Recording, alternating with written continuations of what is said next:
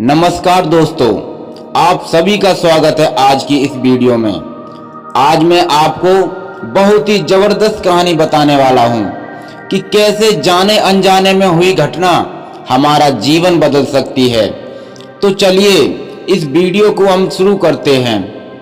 एक बार की बात है, एक गुरु और शिष्य जंगल के रास्ते से कहीं जा रहे थे।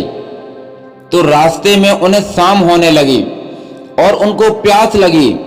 तो पास में ही एक गांव आया और जैसे ही वो दोनों गांव में पहुंचे तो उन्होंने देखा कि एक झोपड़ी थी। वो झोपड़ी की तरफ आगे गए और उन्होंने आवाज लगाई। तभी एक आदमी और उसकी पत्नी के साथ उसके 3 बच्चे भी बाहर निकल कर आए, जो फटे पुराने कपड़े पहने हुए थे। गुरु ये दृश्य देखकर हैरान हो गए कि इन लोगों के पास इतना बड़ा खेत है, इन्होंने इसमें कोई फसल नहीं लगाई हुई है।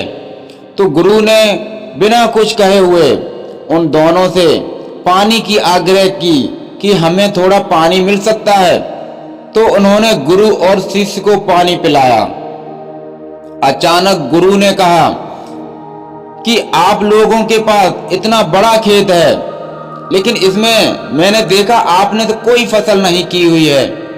अगर आपने इसमें फसल नहीं की है तो आपका जीवन यापन किस तरीके से चलता है? तो उस आदमी ने कहा कि हमारे पास एक भैंस है महाराज, और हम इस भैंस का दूध बेचकर कुछ पैसे कमाते हैं और इसी से अपना आजीविका चलाते हैं। गुरु ने इस बात को उनकी ध्यानपूर्वक सुना और उनके बीच में कुछ देर तक बातचीत भी हुई, लेकिन अंधेरा ज्यादा हो चुका था। तो उन्होंने यह निर्णय लिया कि आज की रात हम यहीं रुक जाते हैं। तो लगभग आधी रात हो गई। गुरु ने शिष्य से कहा कि हमें इस भैंस को ले जाना होगा और इस भैंस को ले जाकर कहीं जंगल में छोड़ना होगा। तो शिष्य ने सोचा कि इस तरीके का गलत काम भला मैं कैसे कर सकता हूं? अगर मैं इस भैंस को लेकर जाऊंगा तो ये आदमी बाद में अपना जीवन यापन कैसे करेगा? वो दुखी हो जाएगा। उसके पास एकमात्र सहारा उसकी भैंस है। लेकिन गुरु का आदेश था, उसको करना ही पड़ा। वह अपने गुरु के साथ चला गया और आधी रात को गुरु और शिष्य निकल लिए, लेकिन भैंस को भी अपने साथ ले गए और बहुत दूर छोड़ दिया ताकि वहां से भैंस अपने गांव वापस ना जा सके। तकरीबन 10 साल बीत गए। जब वह शिष्य भी गुरु बन चुका था और दीक्षा देने का काम भी करने लग गया था, तो उसने सोचा कि 10 साल पहले मुझसे जो गलती हुई थी, क्यों ना मैं आज उस गलती को सुधार लूं।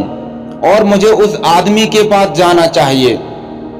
वह उस आदमी के पास जाता है, लेकिन वहां पहुंचकर वह देखता है कि खेत में फसलें लहरा रही हैं और बगीचे लगे हुए हैं। चारों तरफ हरियाली हरियाली है और अच्छे अच्छे भवन बने हुए हैं। वह सोचता है कि शायद हो सकता है कि वह आदमी अपना घर बार बेचकर, अपनी जमीन बेचकर शहर में कहीं चला गया होगा। लेकिन तभी अचानक वह आदमी आया और उस गुरु को नमन करता है कि मैंने आपको पहचान लिया है महाराज। बरसों पहले आप और आपके गुरु साथ में मेरे घर पर आए थे, लेकिन रात ज्यादा होने की वजह से आप यहीं पर रुक गए थे। अचानक पता नहीं हुआ कि हमारी भैंस हमें छोड़कर चली गई थी। उसी रात से हमारी भैंस गायब हो गई और अब हमें कोई दूसरा करना भी नहीं था काम, जिससे हमारी आजीविका पुनः सुचारू रूप से चल सके। लेकिन हमारे पास कोई विकल्प भी नहीं था। तो मैं जंगल से लकड़ियां काट के लाता था और उसी से अपने जीवन यापन करता था। मैंने बहुत मेहनत की, आम के बगीचे लगाए। धीरे धीरे आम के बगीचे से लोग आम खरीदने लगे और धीरे धीरे मेरा आम का बगीचा बड़ा होने लगा और मुझे अच्छे खासे फल और उनसे पैसे मिलने लगे और मेरा ये बिजनेस बढ़ता गया, मेरा काम बढ़ता गया और अंततः यह जो आप देख रहे हैं ना, वह सब 10 साल की मेहनत का नतीजा है। तो कहानी से हमें यह शिक्षा मिलती है दोस्तों कि आपके जीवन में भी कोई ऐसी भैंस है क्या जिसके आप नहीं छोड़ना चाहते और सिर्फ उसी पे आप कमाई करना चाहते हो। जैसे कि उस आदमी को नहीं पता था कि उसके अंदर कुछ टैलेंट भी है या वो कुछ कर भी सकता है, उसके अंदर इतनी क्षमता है, लेकिन गुरु ने उसका भाग्य बदल दिया।